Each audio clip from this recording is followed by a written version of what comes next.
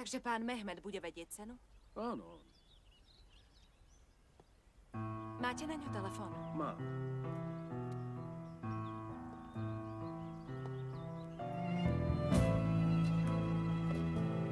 Haló? Prosím si pána Mehmeda. Aha. Dobre, tak zavolám neskôr.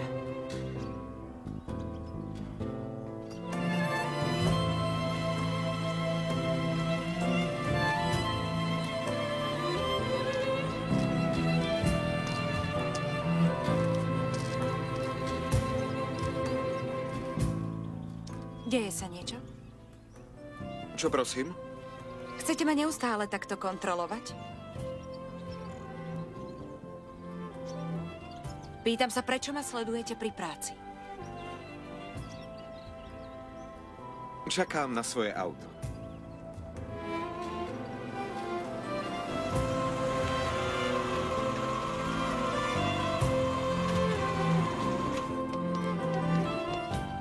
Vybavte nákup zvierat. Do večera mi oznámte, koľko zvierat privezú a koľko to bude stáť. Do večera to určite stihnem, pán Demir. Neposílajte ma preč.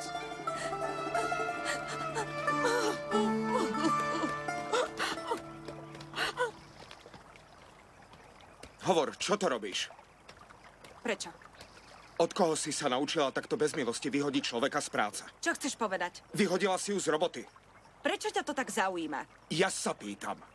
Nie som ti povinná odpovedať. Okrem toho nie sme na tvojom majeri. Tu neplatí tvoj rozkaz. Pusť mi ruku! Čo robíš? Pusť mi ruku! I hneď ma pusť, hovorím ti, pusť ma! O čo ti ide? Kam ma to ťaháš?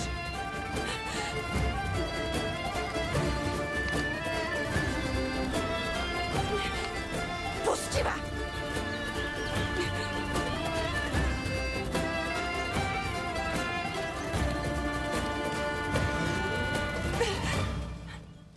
Rada spomínaš tunajšie zvyky. Pôdu plotmi nerozdeľuj, rozlišuj podľa farby. Ak sa postaví plot, treba ho zvaliť. A? Videl som, ako sa správaš k zamestnancom. Ak je toto váš zvyk, budem sa ho držať. Je to inak. Nie. Nevyhodila si ju z práce. Nemusím ti odpovedať. Tu sme na mojom pozemku. A pracuješ pre mňa. Asi máš pravdu. Uznávam, uzavreli sme dohodu. Uznávaš? Tak budeš robiť, čo chcem a ako to chcem. Neuhýbam. Nikdy. Tak čo mám robiť? Toto daj do poriadku, Anet. Ak máš námietky, tu si skončila. Ak chceš, chod domov. Vybavím to s tvojím otcom. Takýmito rečami ma nezlomíš. Pre otca urobím všetko. Robím ako chlap do poslednej chvíle. A ten dlh za otca do bodky splatím. A ešte, ak si dal záväzok zlomiť ma, musíš počkať. Ak myslíš, že padnem skôr, než splatím dlh, smola, nedočkáš sa. Dovtedy ti zakazujem hovoriť s otcom. V poriadku. Mám rovnaký názor. A naozaj som zvedavý, kedy sa vzdáš.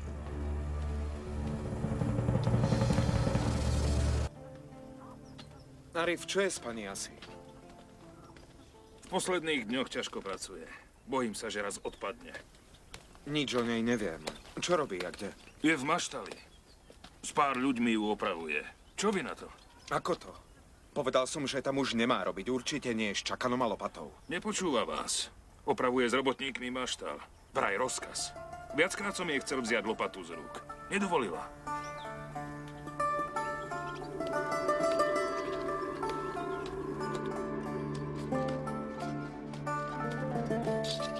Boli to? Nie.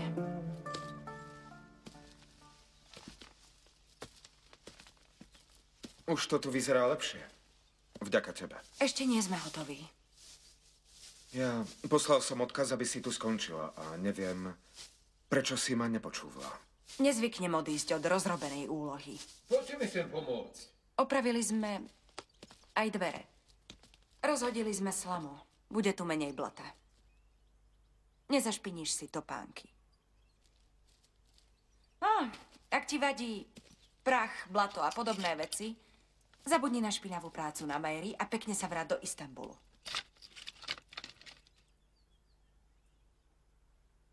Poranil sa niekto? Nepočúval si ma. Ukáž mi to. Čo ťa to zaujíma? Nebuď taká. Nič to nie je. Neukážem.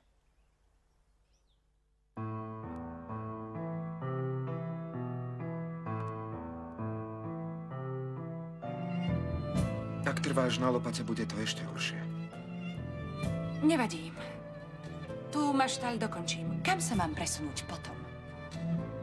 Samozrejme nesmiem zabudnúť, že to závisí od tvojho rozmeru, však? Nakúpim stádo dobytka pre Majer a v zápäti sa nájdem v maštali s lopatou a čakanom. Spomen si na to, keď budeš chcieť niekoho vyhodiť z práce. Bolo to inak, než sa zdalo. Viem, čo som videl. Takto, pán Demir. Máme aj iné, nepísané pravidlá. Bude vám dlho trvať, kým sa ich naučíte. Asi máte chvíľu čas. Prečo?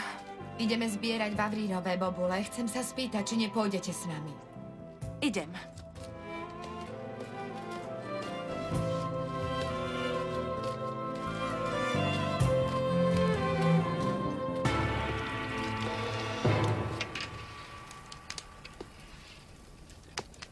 Veľa sa učím, dozvedám. Poznávam nové zvyky.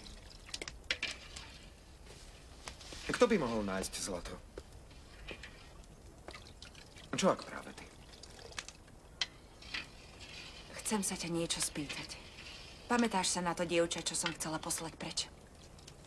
Mohol by si ju zamestnať na Majeri? No, prečo si ju potom vyhodila z práce? Musela som to spraviť. Nemala som inú možnosť. Dobre. Ak ju odporúčaš, prosím. V prvom okamihu som to odsúdil. Zrejme je v tom aj niečo iné. Možno som to nepochopil. V takýchto veciach nie je nič tak, ako to vyzerá. Taký je Majer. Dobre. Zabudnime, nech je to preč. Ja nezabúdam. Aj to je dôvod, prečo som tu. Otec je viac než poklad. Jeho hrdosť je pre mňa otázkou cti.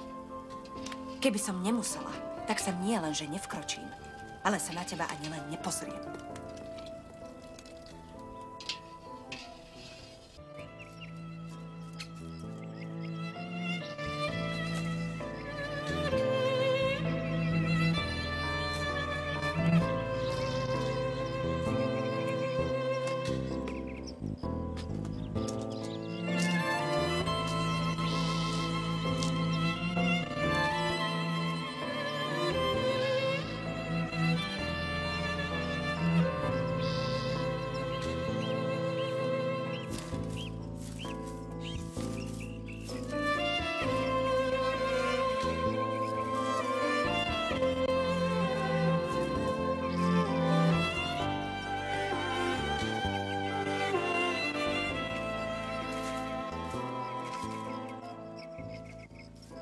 Vy ste ma sledovali? Videl som, že sem ideš. Áno. Prišla som sem, lebo chcem byť sama. Prepáč mi. Zrejme som ťa vyrušil. Toto je miesto, kam sa od detstva chodím skrývať. Teda aspoň do tejto chvíle bolo.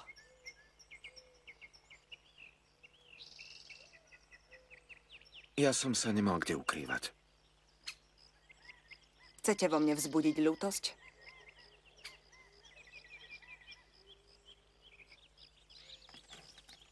Dobre viem, že pre teba nastali ťažké dni.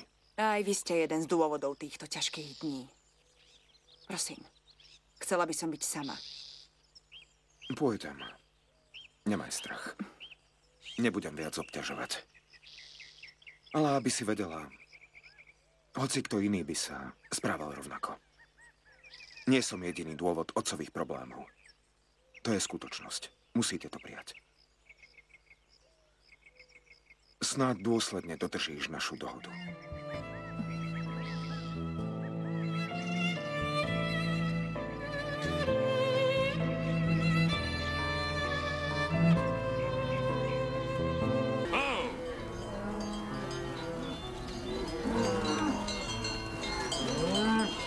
Jazda, Arif. Daj pozor, nech sa stádo nepomieša. Musím ich skontrolovať zvlášť. Dobre. Ho, ho. Ho. Ho, ho. Ho.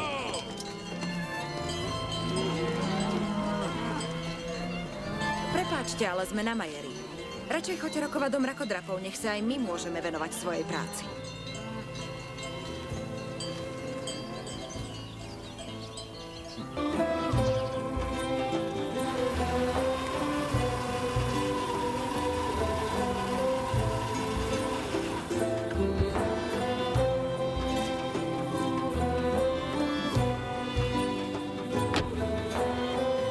Tak už leď. Si slobodný. Ďakujem, pani Asi. Boh vám žehnaj. Môžeš ísť. Pôjdem sama.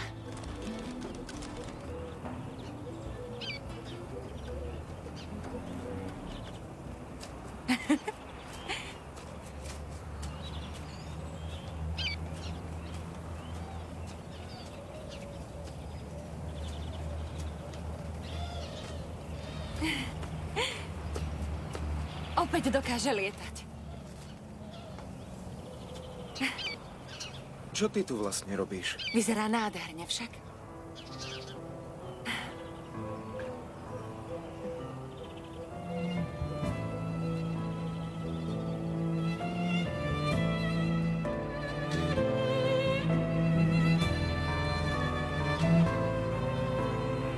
Môžem ťa odviezť na Majer. Pôjdem peši. Potrvá to dlho. Aj majiteľ Jastraba ma mohol odviesť. Rada sa prejdem. Aj koze sa taďal zlejde. No tak radšej ťa odveziem.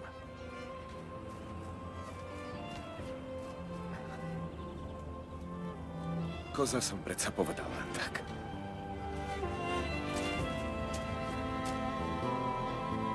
Pán Arif, môžete nás chvíľu nechať.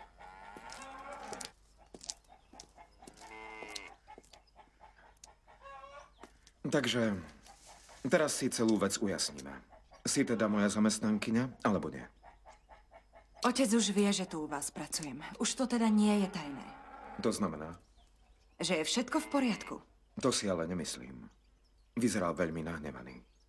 Odkiaľ to viete? Ráno sme sa stretli. Dúfam, že ste ho ničím nerozčúlili. Aký problém môže mať s tvojim otcom? Čo ja viem? Sám seba sa spýtajte. Ak sú nejaké dôvody, vidno, že nie sú nové. Myslíš, že ho poznám z minulosti? Keby ste ho poznali, správali by ste sa inak. Ešte spolu strávime čas. Možno sa ešte, ako si vravela, spoznáme. Vždy som chcela byť ako môj otec. Bol môj vzor. V živote sa drží svojich zásad. Urobila som to isté. Otec je ako tá pôda, čo má tak rád. Vždy dáva, ale nikdy za to veľa nežiada. Aj trochu dažďa stačí, aby bol šťastný. Radšej si takých ľudí za vzor neber. Čo sa nadraďujú. Potom by ste sa mali lepšie pozrieť do zrkadla. Ale vám pomôže jedine zrkadlo, čo vidí dovnútra.